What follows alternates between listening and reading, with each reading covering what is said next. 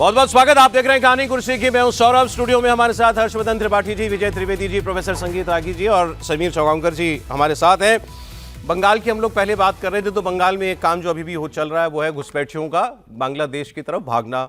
ये लगातार आप उसकी तस्वीरें भी देखते हैं और ये बहुत से लोग अभी भी वहाँ इंतज़ार कर रहे हैं। कल एक आंकड़ा भी आया कि कितने हज़ार लोग जो हैं वो भेजे जा चुके हैं अभी तक वहाँ से, या कितने कितने लोग जो हैं, क्योंकि वहाँ सबका रजिस्टर भी किया जा रहा है, सबकी डिटेल कौन कहाँ का है, ताकि फिर वो आगे अगर वो बॉर्डर गार्ड्स को उधर वालों को बताना होगा या अगर फॉरेन मिनिस्ट्रीज इसमें इन्वॉल्व होगी तो सबका डेटा भी कलेक्ट किया जा रहा है। तो बिना रिकॉर्ड किए मूवमेंट हो ही नहीं सकते। जैसे हम लोग ऐसे आमतौर पर बात कभी करते हैं ना कि पुश बैक मतलब बस धकेल दिया, ऐसा नहीं, ऐसा नहीं, सबकी पुशबैक का मतलब ऐसा नहीं होता। लेकिन पुशबैक का मतलब ये है कि जो फॉरेन मिनिस्ट्री का या जो एक प्रॉपर तरीका झंझट जो है उससे बच जाए। बॉर्डर इनका तो सबका बिना रिकॉर्ड रिकॉर्ड के क्रॉस कर ही नहीं सकते। ऐसा है। मैं इसमें थोड़ा जोड़ देना चाहता हूँ, क्योंकि बांग्लादेश का बॉर्डर इतना पोरस है और कुछ दलदल जमीन भी है। आप ये सोचिए, ये खेत हमारा तरफ है और उसके खेत का आधा हिस्सा जो है वो बांग्लादेश की तरफ है। तो पोरस बॉर्डर होने के कारण ऐसा नहीं है कि पुशबैक हुआ नहीं, लेकिन उसकी संख्या इतनी नगण्य होगी, आपको इस स्तर पर आप मैं संख्या पे ही आ रहा था सर, संख्या पे ही आ रहा था। दिलीप घोष जी इस पर लगातार बयान दे रहे हैं, जो वहां मंत्री भी हैं। उन्होंने पहले तो एक दिन बयान दिया था अभी परसों कि ये इतने सारे लोग वहां जा रहे हैं और अच्छी बात है कि अपने आप चले जाएं। गृहमंत्री ने भी कहा अपने आप चले जाएं तो ठीक, कोई कार्रवाई नहीं होगी, वरना फिर हम पकड़ पकड़ के फिर एक्शन करेंगे। लेकिन उन्होंने उस वक्त ये कहा था कि ये भी समझ लें कि हम उनको, जैसे यहाँ बॉर्डर पर बैठे हैं तो कई दिनों से बैठे हुए होंगे, तो उन्होंने कहा कि अभी तो हम लोग यहाँ इनकी कुछ व्यवस्था भी कर रहे हैं खाने पीने की, लेकिन ये भी अंतहीन सिलसिला नहीं है कि आप यहाँ बैठे रहोगे और हम आपको जो है खाना भी खिलाएंगे और सब कुछ करेंगे। तो इससे अच्छा है कि अपने आप चले जाओ, जैसे आए थे वैसे ही चले जाओ। यहाँ भी बॉर्डर पे जाके भीड़ लगाने की भी जरूरत नहीं है, ये भी उन्होंने कहा। कल उन्होंने एक और बात कही, उन्होंने कहा कि अभी कई हजार लोग एक दिन में वापस लौट रहे हैं, लेकिन ये तादाद इतनी बड़ी है इन घुसपैठियों की कि अगर वाकई में इनको खत्म होना है, भारत से वापस बाहर निकालना है, तो इनको पर डे लाखों लोगों को बाहर जाना पड़ेगा, तब जाकर के आप भारत को घुसपैठिया मुक्त बना पाएंगे। दिलीप घोष का अभी जो घुसपैठिया हैं खुद अपने आप बांग्लादेश जा रहे हैं, लेकिन वो 1000, 2000, 5000 होने वाले नहीं, लाखों की संख्या में रोज निकालना पड़ेगा। तब यहाँ ये जो करोड़ों की संख्या में घुसपैठिया हैं वो यहाँ से निकलेंगे। यहाँ की सारी सरकारी सुविधाएं, योजना का सब सुविधा वो ले रहे हैं। कानून व्यवस्था का जो समस्या वही खड़ा करते हैं और इसको साफ करना पड़ेगा, तब यहाँ बंगाल में भी शांति होगा। अब ये हम इस प्रॉब्लम की बिल्कुल जड़ पर आए, वो ये कि ये तो पीनट्स भी नहीं है जो आपको दिखाई दे रहा है, मतलब कुछ भी नहीं है ये तादाद, जितनी बड़ी संख्या में वो अंदर हैं। और हम विदेश मंत्रालय की प्रेस कॉन्फ्रेंस हो रही थी, उसमें जो प्रवक्ता जी थे उन्होंने ये बताया कि डेटा दिया कि कितने बांग्लादेशी जो है हमने एक साल में निकाले, तो वो भी कुछ हजार में तादाद थी, एक साल में भी नहीं, कई पिछले कुछ वर्षों के अंदर उसमें। लेकिन जो और ज्यादा चौंकाने वाली बात थी, वो जो आप कहते हैं ना, जैसे सर्बिन पुशबैक वाली पॉलिसी से नाराज होते हैं, लेकिन जरूरत अगर वही रास्ता है। उन्होंने कहा कि कई मामले हमारे जब बांग्लादेश की अथॉरिटीज से कहते हैं वेरीफाई करने के लिए कि ये आपका आदमी, ये इसकी डिटेल है, आप वेरीफाई कर लीजिए, आप ही का है, और फिर ड्यू प्रोसेस पूरी होगी तो हम इसको भेजेंगे। उन्होंने कहा 5 साल से लंबित है मामले, बांग्लादेश 5 साल से जवाब नहीं दे रहा है, लटका के रखा है, तो आप कैसे भेजोगे करोड़ों लोगों को? सर, एक फॉरेन सेक्रेटरी का उसका लेख आया था बांग्लादेश का, उसने लेप्सरॉन वर्ड यूज किया था, जो सेकेंड वर्ल्ड वॉर के समय हिटलर ने कहा था कि हम जो यूरोप के अंदर घुस रहे हैं, हम अपनी जनसंख्या को एडजस्ट करने के लिए हमको घुसना है। तो बांग्लादेश के अंदर जो पॉपुलेशन एक्सप्लोजन है वो कहता ही है कि ये है जो ईस्ट पाकिस्तान और वेस्ट पाकिस्तान दोनों के बीच में कॉरिडोर एक जिन्ना मांगता था। आप देखेंगे कि पूरा घुसपैठ का ट्रैक जो है वो इसी है। वो तो ठीक है, चलिए, अब आप घुसपैठ तो जब बाढ़ लग जाएगी आप रोकोगे, बट वो अमित शाह जी ने भी काफी कुछ बताया है कि कैसे हम 3-4 लेवल की सिक्योरिटी वहां पर करेंगे। मैं तो कह रहा हूं जो अंदर है वो जब आप वो 5-5 साल एक केस वेरीफाई करने में ले रहा है बांग्लादेश, सर इससे होगा ही नहीं, इससे नहीं होगा। आप या तो उनको आप लाखों की संख्या में देखिए, इस पर तो बांग्लादेश से झड़प भी हो सकती है, मेरा ऐसा मानना है, मेरा ऐसा अनुमान है, क्योंकि बांग्लादेश उन पॉपुलेशन को लेने के लिए बिल्कुल ही तैयार नहीं है।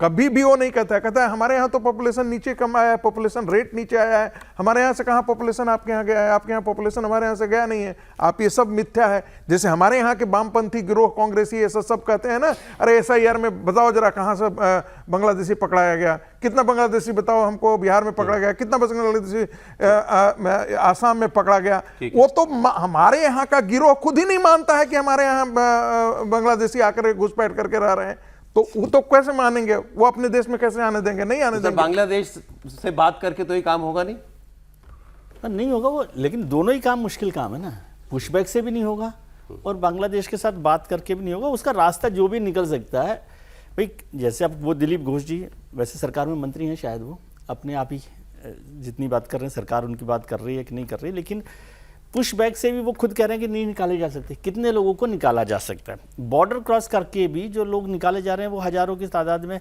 उससे ज़्यादा नहीं हो सकते। तो कोई ना कोई रास्ता निकाल के करना पड़ेगा, लेकिन सरकार के तौर पर तो आप विदेश मंत्रालय के थ्रू और होम मिनिस्ट्री के थ्रू ही इस काम को कर सकते हैं, बॉर्डर के थ्रू कर सकते हैं कि भाई पहले आप बताएं कि ये हैं इलीगल हैं, आपके यहाँ के हैं, उनको करें, और पुशबैक में जितना कर सकते होंगे कर लेंगे। लेकिन वो पुशबैक से केवल पुशबैक मैं केवल मैसेजिंग वाला एक पॉलिटिकल मैसेजिंग के तौर पर देखता हूँ, उससे कोई समस्या का हल हो रहा हो नहीं, ऐसा बट नहीं। इसका कोई मतलब प्रैक्टिकल सोल्यूशन जो है इसका वो ढूंढना पड़ेगा। अब आप SIR की बात हो रही ये थी। बात जरूर होनी चाहिए कि जितने भी घुसपैठिए आए हैं, किन के कौन एजेंसी थी, कौन लोग थे, उनकी नागरिकता खत्म होना, उनकी सारी सुविधाएं करके उनको जेल में अभी डालना, अभियान ये अभी भी भी बहुत अभियान जरूरी है। शुरू हुआ नहीं है बंगाल में। बंगाल में घुसपैठियों को पकड़ने का अभियान अभी फॉर्मली लॉन्च किया जाएगा, लेकिन SIR की बात हुई थी कि भाई SIR में भी घुसपैठिए पकड़े गए क्या? इसका एक बेनिफिट जरूर होगा, जिस तरीके से भारतीय जनता पार्टी कर रही, कम से कम बांग्लादेश से आने वाले जो घुसपैठिए उस पर रोक लगेगी। जो खुले कम से कम वहां से अब और आने वाले तो खुलकर आते डरेंगे। थे, पूरे ये बात आराम से आपकी आते थी, थे, वो ये बात कम से आपकी कम थी। रुकेंगे। और जो सिंडिकेट था वो भी कहेगा कि भैया अभी मत भेजो, सरकार अब जागरूक आ गई है, बीजेपी की सरकार आ गई है, अब यहाँ हम आधार कार्ड, आपका राशन कार्ड, आपको यहाँ नागरिकता नहीं दे सकते, आप अब यहाँ भेजने का धंधा बंद करो। तो मुझे लग रहा है वो बड़ा कंट्रोल हो जाएगा। थैंक यू, आपने याद दिलाया। एक घुसपैठिए का ही बयान सुन रहा था, रेट आपको वो रेट बता रहा है, रेट कागज बनाने का रेट भारत में कितना है। पहला कागज बनता है आधार कार्ड, कोई भी घुसपैठिया आता है वो सबसे पहले आधार कार्ड बनवाता है। आधार कार्ड बनता है 20,000 रुपए में, फिर उसके बाद उसको चाहिए होता है वोटर कार्ड, वोटर कार्ड बनता है 30,000 रुपए में, और फिर अंत में वो बनवाता है राशन कार्ड। राशन कार्ड सबसे महंगा कागज है, वो बनता है 50,000 रुपए का। 1 लाख रुपए पूरे 1 लाख रुपए लगता हो गया, 1 लाख ये रुपए, तो 20-30 1 लाख रुपए में एक आदमी पक्का नागरिक बन गया। हमने तो रिपोर्ट पढ़ी कि कहा कि मैं 8 साल पहले आया हूँ, हमारे पास वोटर कार्ड है, हमारे पास आधार कार्ड है, राशन कार्ड है, सब चीज़ है हमारे पास, और हमको 12,000 रुपये में सब हमारे में जो है वो हमारा सस्ता होगा। क्या कह रहे हैं? इससे भी सस्ता, उस समय सस्ता उस समय रहा सस्ता होगा, रहा हो सकता है, हो ये कह रहे नहीं भाई इतना नहीं, ये आसान तो था ये। सर SIR, हाँ लेकिन सौरभ जी यही तो समझिए ना, हम लोग अभी भी यही कह रहे हैं कि कैसे कर लेगी, पुशबैक में भी क्या कर लेगी, कितने लोगों को भेजेगी, लेकिन आप जरा ये भी तो सोचिए कि पहली बार कोई सरकार है जो इस लार्ज स्केल पर इसको एजेंडा बना के काम कर रही है। बिल्कुल ठीक, ये बिल्कुल और सही है। जब हम कहते हैं कि इससे क्या होगा, एक जो अभी समीर जी कह रहे थे ये बिल्कुल दुरुस्त बात है, और जो अभी परसों नरसों जो बात हम लोग कर रहे थे और उसमें बार बार हम लोग कह रहे हैं कि आखिर क्या करेंगे, तो भले अच्छा लगे बुरा लगे, उनको दोयम दर्जे का एहसास पहले कराना होगा। जो भी दिलीप घोष कह रहे हैं कि कल से उनको राशन पानी भी बंद करेंगे, जब उनको यह एहसास हो जाएगा कि भैया भारत आने पे तो हम बांग्लादेश से बुरे हाल में, तब उनको भागना होगा।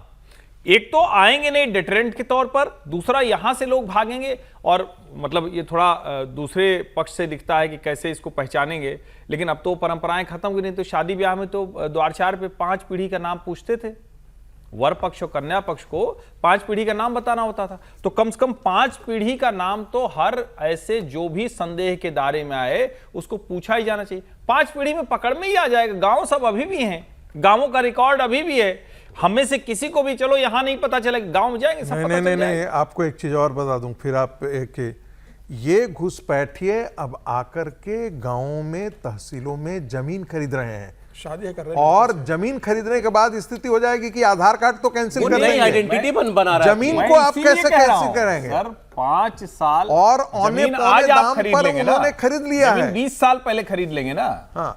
हमारी खसरा खतौनी हमको दिखाएगी कि हमारे परबाबा या उनके सर, पहले तो जो आए थे तब का रिकॉर्ड? जमीन का खात्मा तो आपको जाकर के सुप्रीम कोर्ट तक वो लड़ते हुए जाएगा। सर वो सिविल लड़े सूट ना, में। लेकिन हम उसको उस चलिए, जगह खैर। पर पहुंचा देंगे, यही काम करना है। एसआईआर की बात भी निकली कि भाई एसआईआर से भी घुसपैठियों का पता चलेगा, उसमें जो लोग डाउटफुल हैं वो सुप्रीम कोर्ट ने भी कहा है कि आप गृह मंत्रालय को बताइए।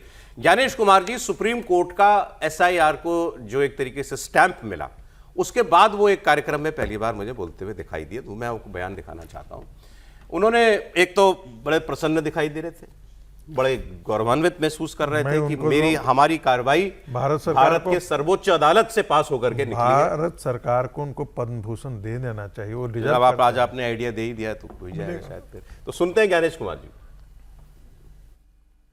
During SIR, the special intensive revision, all citizens of India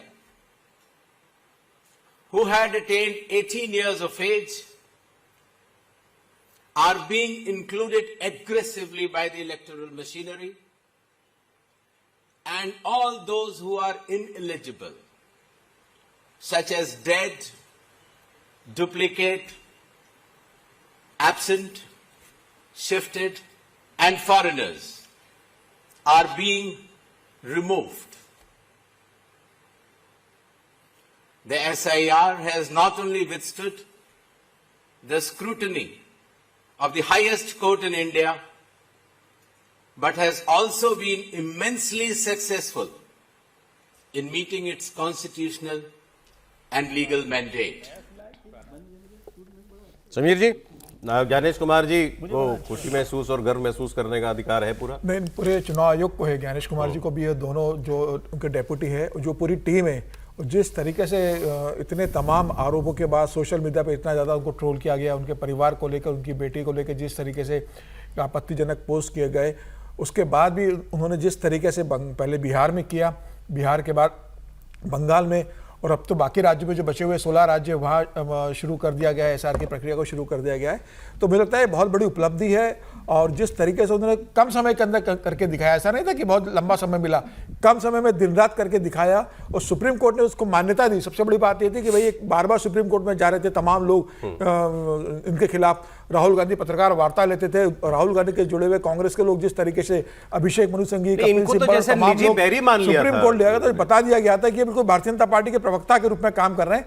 चुनाव आयोग ने कभी किसी तरह का बयान नहीं दिया, और चुनाव आयोग ने जब सुप्रीम कोर्ट अपना पेपर रखा और जिस तरीके सुप्रीम कोर्ट ने कहा है, मुझे लगता है एक बहुत बड़ी उपलब्धि चुनाव आयोग की है, और अब चुनाव आयोग के काम को मान्यता मिली है। और जो उनके ऊपर ये आरोप लगता था कि पार्टी से प्रभावित होकर काम कर रहे हैं, आज सुप्रीम कोर्ट ने इसको मोहर लगा दी है कि चुनाव आयोग ने जो किया वो बहुत अच्छा काम किया कि ये वो सुप्रीम कोर्ट का आदेश पूरे चुनाव आयोग के लिए एक अच्छी खबर है वो। लेकिन ज्ञानेश कुमार निजी टारगेट पर थे सर, बिल्कुल पर्सनली बिल्कुल निश्चित रूप से फैमिली को टारगेट किया गया था। हाँ, तो ज्ञानेश कुमार जी पास हुए सर?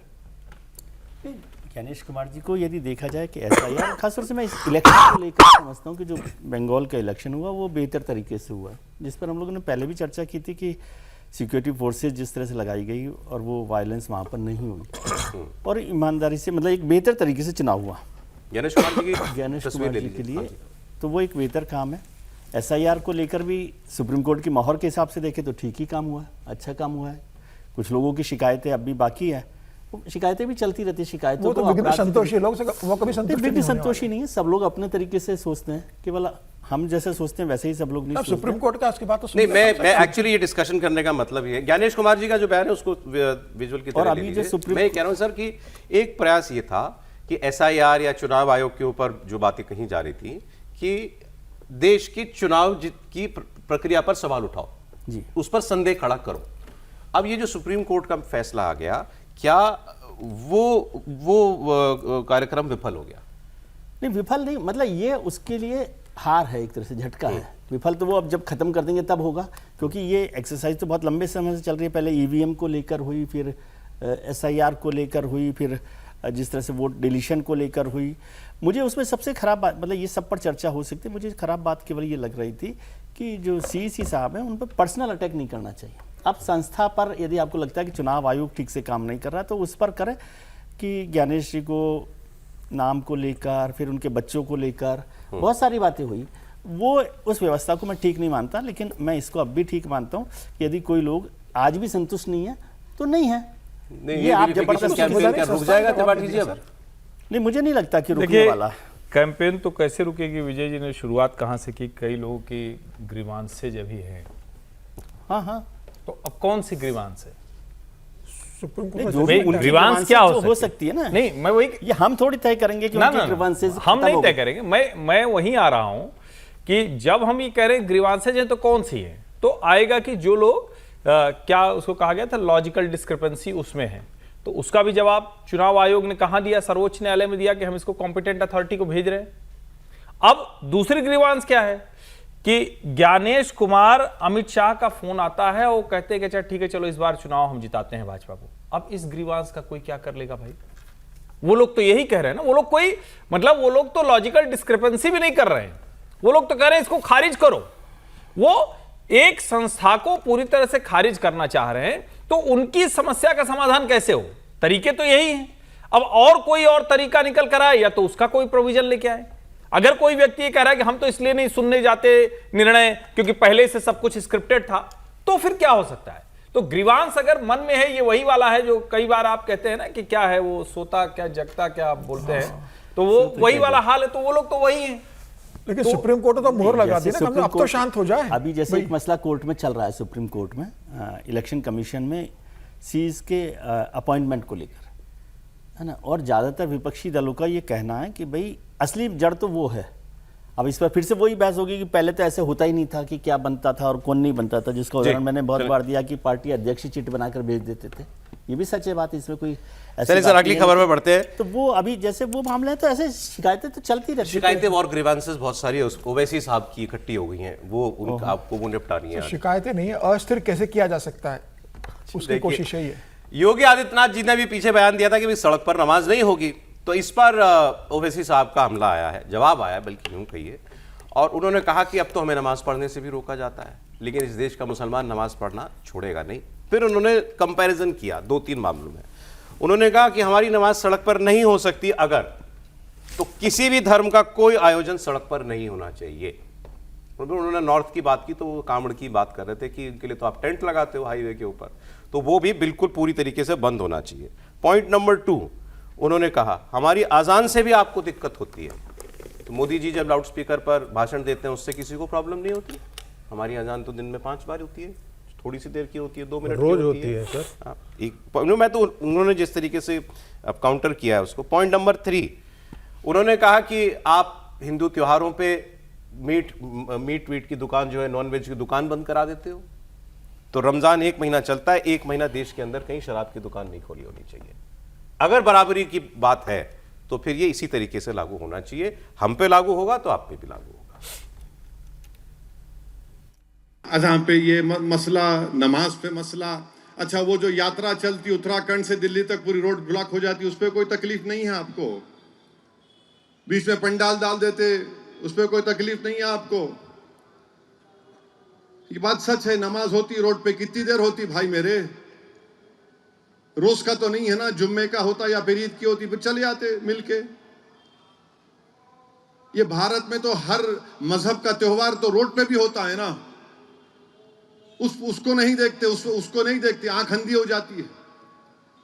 बदनाम करो मुसलमानों को, नहीं नमाज, अरे भाई याद रखो, तुम कुछ भी कर लो, हम नमाज नहीं छोड़ेंगे इंशाअल्लाह ताला।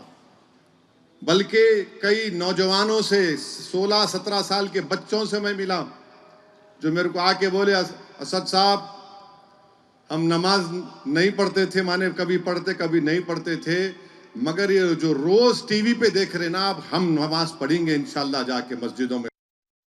अगर रोड पे नमाज पढ़ना गलत है तो फिर हर मजहब का त्योहार रोड पे आना गलत है। अगर किसी के त्योहार में आप बोलते हैं कि गोश्त की दुकान बंद होना, तो रमजान के 30 दिन शराब की दुकान बंद करो ना। जी प्रोफेसर साहब, अगर बराबरी की बात है तो फिर बराबरी ऐसी। देखिए, मैं सबों से अलग अपनी राय रखता हूँ। मैं मानता हूँ ये देश हिंदुओं का देश है, जिसमें मुसलमान भी रहते हैं, क्रिश्चियन भी रहते हैं, सभी को लगते हैं। इस देश के कल्चरल और राइट्स और आइडेंटिटी को लेकर एक विभाजन हो चुका है। मुसलमानों को एक अलग देश मिल गया था इसी बराबरी के नाम पर और उससे ज़्यादा के नाम पर, तो बचे हुए भारत के अंदर हिंदुओं के पर्व त्योहार, उसकी संस्कृति के साथ मुसलमानों को बराबरी का अधिकार नहीं मिलना चाहिए। मेरा ऐसा व्यक्तिगत मानना है। यानी कि भारत के कल्चरल स्पेस में मुसलमानों को बराबर का अधिकार नहीं मिलना चाहिए, क्योंकि भारत के मुसलमानों के लिए एक अलग देश मिल चुका है। कल्चरल स्पेस में, कल्चरल स्पेस, बार बार मैं फिर कह रहा हूं, as a citizen you have a right, political right आप रखें, सिविल राइट रखें, लेकिन कल्चरल स्पेस में यदि आप कहेंगे कि यहाँ जितने भारत अच्छा, के ये हिंदुओं बताइए के, भाई, अगली खबर किसके कल्चरल, इसको एक्सप्लेन कर देता हूं। आप कहेंगे कि जितने भारत के हिंदुओं के तीज त्योहार व पर छुट्टी होते हैं उतना ही मुसलमानों को मिला है, नहीं मिलेगा। अच्छा, दुनिया में कहीं नहीं होता है, भारत में भी नहीं होना चाहिए। ये किसकी कल्चरल स्पेस में आएगा? यूपी की सरकार ने, ये खबर पुरानी है, मैंने बताया, यूपी की सरकार ने 1 डिस्ट्रिक्ट 1 डिश, ऐसे 75 जिलों की 200 व्यंजनों की उन्होंने एक लिस्ट बनाई है, जिसकी ब्रांडिंग की जाएगी कि हमारे यहाँ ये पकवान जो हैं ये हमारे खास है। ये इसमें एक भी नॉनवेज डिश नहीं है। एक जनपद एक व्यंजन नाम हाँ, इस एक फेस्टिवल जनपद हो जाएगा। वो जैसे वन तो डिस्ट्रिक्ट उसमें एक भी नॉनवेज डिश नहीं है। और ओवैसी जी ने बताया कि भाई 91% या कितने प्रतिशत हिंदू नॉनवेज खाते हैं। तो क्या उनके और क्या एक भी पकवान उत्तर प्रदेश का विशेष जो है, लखनऊ का भी नॉनवेज पकवान नहीं है? देखिए, अब यदि आप उम्मीद करते हैं कि योगी सरकार से कि वो नॉनवेज को बढ़ावा दें, भारत की संस्कृति में तो उस ढंग की चीज़ था नहीं। मैं ये नहीं कह रहा हूँ कि अपवाद के तौर पर नहीं था। आखिर कश्मीर के अंदर विजय जी घूर करके देखने लगे, उससे पहले मैं अपने आप को एक्सप्लेन कर दूं कि कश्मीर के अंदर आप जाएंगे तो सर आज का बताइए ना, आज बताइए। कश्मीर में अभी भी होता है, मैं वही कह रहा हूं, आज भी नॉनवेज पूरे नौमी के समय जो है वो चलता है। बिहार के अंदर क्या यूपी के खानों की बात किसी एक नॉन वेजिटेरियन डिश के बिना हो सकती है? एक भी ना हो उसमें। भाई आप मैं खुद नहीं खाता नॉनवेज, मैं पहले डिस्क्लेमर दे रहा हूं। मैं कह रहा हूं कि आप कर लीजिए ना, सरकार नहीं कर रही है, खत्म बात होती है। सरकार को अपना अधिकार है, वो नहीं कर रही है, वो प्रमोट नहीं कर रही है नॉनवेज को। घूर रहे हैं कि इनको नहीं, मैं घूर किसी को नहीं रहा हूं। मेरा ये मानना है कि देखिए, सरकार के तौर पर जो भारतीय जनता पार्टी की सरकार है, जो जनता के मैंडेट से आई है, वो कोई ऐसा नहीं कि मांसाहार विरोधी है। लेकिन जब 1 डिस्ट्रिक्ट और 1 डिश की बात या कहे कि एक व्यंजन की बात वो कर रही, तो जाहिर है उसको जो ठीक लगता है उन व्यंजनों को बढ़ावा दे रही। अब कई लोग यहां से जाके लखनऊ में वो टुंडे कबाब खाना चाहते हैं तो खाएं, लेकिन आप कह रहे हैं कि सरकार क्यों बताए? भाई नहीं, सरकार को जो ठीक लगता है वो बता रही। चलिए, ठीक है।